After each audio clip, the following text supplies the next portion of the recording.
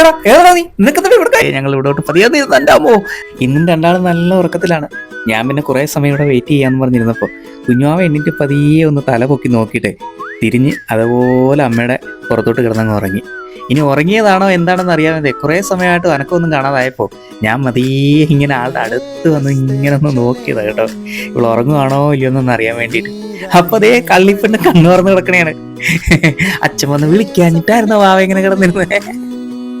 ഇനിയിപ്പോ രക്ഷയില്ല കേട്ടോ, വിളിച്ചിട്ടുണ്ടെങ്കിൽ ആളിപ്പോഴാന്ന് തോന്നുന്നു ശരിക്കും പറഞ്ഞാൽ എന്നെ കണ്ടത്. പിന്നെ ഇനിയിപ്പോ എടുക്കാതെ ഒരു രക്ഷയില്ല, ചാടി തുള്ളി പറിച്ചതേ കണ്ടില്ലേ. ഇനിയിപ്പോ ഒന്ന് കൊഞ്ചിച്ച് ഒരു ഉമ്മയൊക്കെ വെച്ച് കൊടുത്ത് ഇങ്ങനെ ഒന്ന് കറക്കി പിടിച്ച് രണ്ടു വർത്താനൊക്കെ പറഞ്ഞാലേ ഒരു രക്ഷ ഉണ്ടാവുള്ളൂ. അതേ ഞങ്ങൾ ഇവിടോട്ട് പതിയാതെ എൻ്റെ അമ്മോ താഴെ പോയി.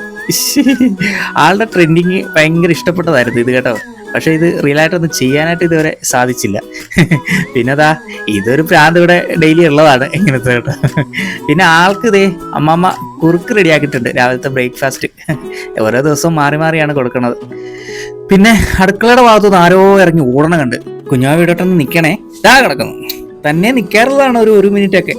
ഇനി ആ ഇറങ്ങി ഓടിയവനെ തപ്പിച്ചെന്നപ്പോ ദാ ഇദ്ദേഹമായിരുന്നു അത്. ഞാൻ എന്താടാ ആരാടാ നീ എന്ന് ചോദിച്ചന് എന്നെ കണ്ണും മുഴിപ്പിച്ച് നോക്കിയിട്ട് ഞാൻ നിന്നെയൊക്കെ എന്തോ ചെയ്യാൻ വന്നടാ എന്നുള്ള ആ ഒരു ഡയലോഗും കാച്ചിട്ട് ആള് പോടാ പുല്ലെന്ന് പറഞ്ഞിട്ട് പോയി.